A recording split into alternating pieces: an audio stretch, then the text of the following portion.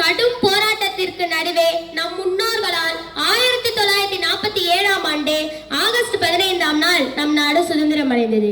ஆனால் விடுதலைக்கான முழுமையான வடிவம் கொடுத்த நாள்தான் 1950 இதே ஜனவரி 26.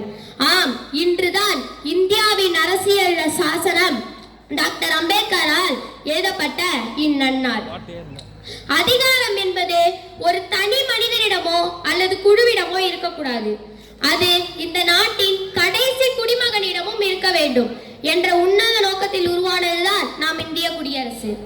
ஒரு காலத்தில் இந்தியாவில் வல்லான் வகுத்ததே விதி என்ற காடுகளின் மிருகங்கள் வகுத்துள்ள விதி போல் பல சட்டங்களும் விதிகளும் இருந்து வந்தன.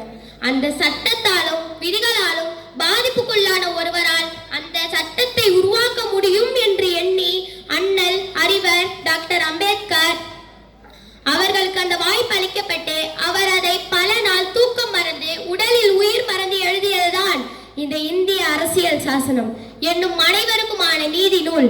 இவ்வரசியல் சாசனத்தில் ஜாதி, மதம், இனம், மொழி, பால் என அனைத்து பாகுபாடுகளையும் நீக்கி எல்லோருக்கும் எல்லாம் என்ற அடிப்படையை சட்டமாக்கினார். பேச்சுரிமை, எழுத்துரிமை, கல்வி கற்கும் உரிமை மற்றும் மத சுதந்திரம் ஆகியவற்றை சட்ட எழுத்துக்களால் உறுதிப்படுத்தினார். பெண்களுக்கு சொத்துரிமை மற்றும் திருமண சட்டங்களில் பெண்களுக்கு சம உரிமையை பெற்றுத்தர அரும்பாடுபட்டார். ஒரு மனிதன் ஒரு மதிப்பு ஒரு வாக்கு என்ற கோட்பாட்டின் மூலம் ஒரு சாமானிய மனிதனுக்கும் உயரிய அதிகாரத்தை பெற்றுத்தந்தார் அண்ணல் அம்பேத்கர். இன்றைய இந்தியாவில் விண்வெளி புரட்சியிலும் ராணுவ புரட்சியிலும் உணவு தற்சார்பிலும் உலகில் நாம் அனைவரும் போட்டி போட்டு முன்னேறி கொண்டிருக்கின்றோம். அதற்கு அடிப்படை காரணமாக அண்ணல் எழுதிய அரசியல் சாசனமே காரணம்.